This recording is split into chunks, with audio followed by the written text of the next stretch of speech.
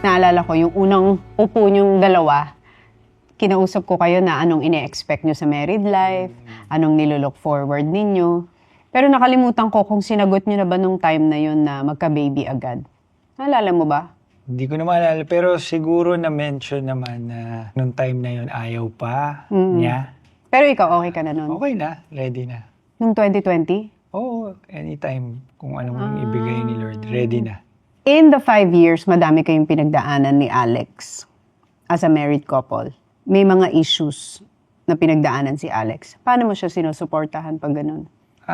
Si Catherine, ang gusto lang naman yan kapag may mga ganyan, nandyan ka sa tabi niya at nilalambing mo rin siya. At you're just there for her morally and physically. Naalala ko kasi noon, kinuwento sa akin ni Alex, na nung una mong bumusita sa ASAP, may isang artista na nagtanong sa'yo, bakit ka nandito?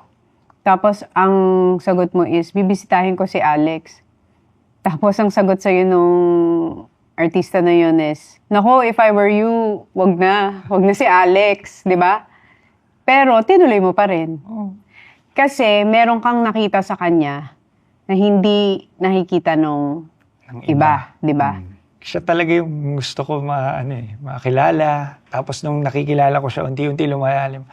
Ito, parang makakasama ko to habang buhay. Deep inside, pag nakilala mo siya, mabuti at sarap siyang mahalin. Oo. Kasi naniniwala ako na hindi kayang baguhin ng asawa yung asawa niya.